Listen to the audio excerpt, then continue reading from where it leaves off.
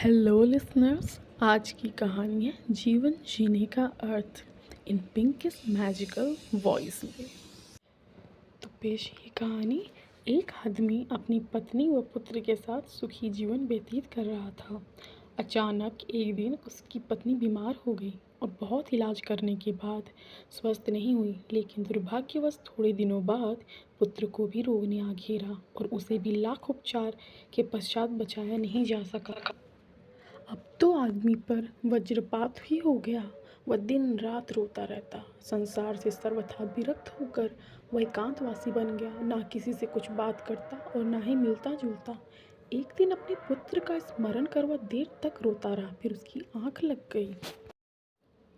सपने में वह देवलोक जा पहुंचा। वहां उसने देखा कि छोटे बच्चों का जुलूस निकल रहा है।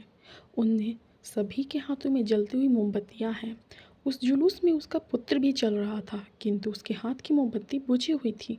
आदमी पहले तो अपने पुत्र से लिपट कर खूब रोया, फिर मोमबत्ती बुझने का कारण पूछा। तो पुत्र बोला, पिताजी, आप मुझे याद करके बार बार रोते हैं, इसलिए आपके आंसुओं से मेरी मोमबत्ती बुझ जाती है। यह सुनते ही आदमी की नींद खुल गई और उस दिन उसने बच्चे के लिए रोना बंद कर दिया। उसकी स्मृति में अनाथ बच्चों की मदद करना शुरू कर दिया। तो दोस्तों, इस कहानी का सार यही है कि रिश्तों से मोह स्वाभाविक है, किंतु किसी के मरने के बाद उस पर शोक मनाते रहना भी सही नहीं है। उस शोक में डूबे रहने के स्थान पे उसकी याद में आप कुछ रचनात्मक कर्म करना चाहिए, ताकि कुछ बेहतर करने के उल्लास में वो अधिक याद आए।